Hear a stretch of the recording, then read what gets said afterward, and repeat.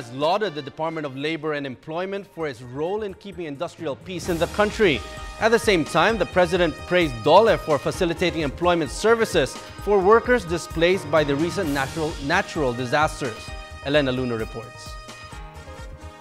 President Aquino lauded the reforms implemented by the Department of Labor and Employment as he joined the agency's 80th anniversary.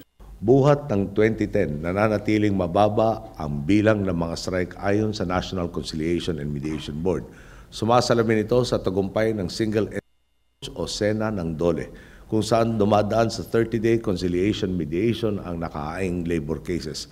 Ang maganda nga, sa 152 notices of strike and lockout ngayong taon, isa lang ang natuloy na welga.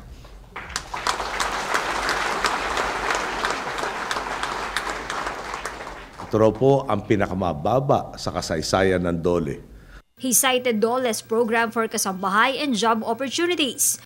Sa pagtutulungan ng DOLE, SSS, PhilHealth at Pag-ibig, mas mabilis at simple na ang pagrehistro ng mga employer at kasambahay para sa kanilang mga benepisyo.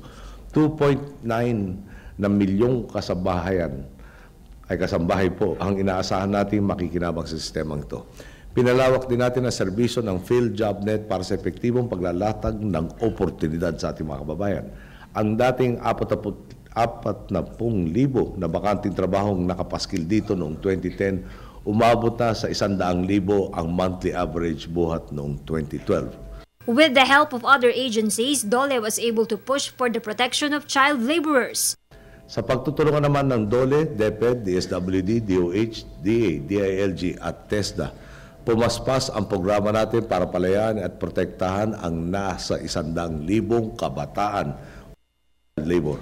Sa kasalukuyan, nagkaloob na tayo ng educational assistance sa humigit kumulang 50,000, 350 bata, manggagawa na bigyan din natin ng marangal na kabuhayan ang kanilang mga magulang.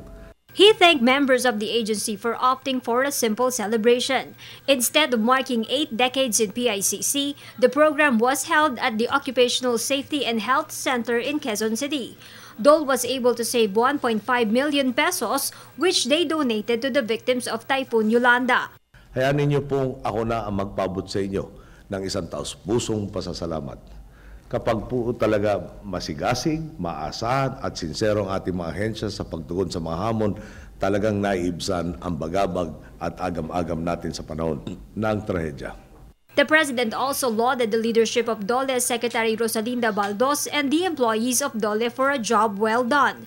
In recognition of their efforts, the President announced the granting of 10,000 pesos as anniversary bonus. For the People's Television, Elena Luna.